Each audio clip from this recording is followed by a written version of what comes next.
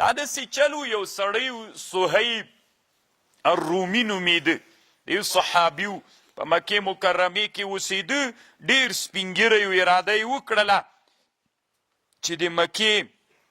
له مشرکینو نه هجرت شروع کی مدینې منورې ته لاړ سي په لاره روانو قریش پې راټول سول چې دی ونیسي ژوندی چې مدینې ته لاړ نسي نو ده دا کومه جعابه و چانټه چې وه د غیشو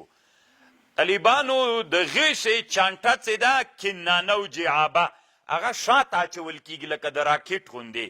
لکه چانټې خو فرق لري د راکټ شاته اچول کېږي د غیشو چې وه د دام شاته اچول کېدله نو دی مخ ته راکته کړله او ځان ته یې تیت کړل او دوی ته یې ویلې وي رانږدې نسئ تاسې خو خبر یې چې زه په نښه کې څومره تکړه یم یو هم ولاکه ژوندی پرېږدم چې دا تر څو غیشې راسره که دا تمام سول بیا توره سته او که بیا تورې نه هم ژوندي پاتې سولې بیا چې تاسې هر څه کوئ نو هغوی له ډاره نسو ورته رانږدې کېدلی بیا یې ورته ویلې وی ما پرېږدئ زه به لاړ سم درنه د ما کور و مال و هر څه پاتې دي مکې مکرمې کې هغه یې دي تاسې بیا په همدې عهد ورسره وکړه بیا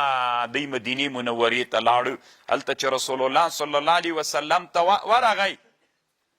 نبی علیه السلام ورته ویلې ابا یحیی ربح البیع ربح البیع کومه بیعه چې تا کړې دا بیعه ګټمنه بیعه ده الله دې درته مبارک کړي هغه دغه وله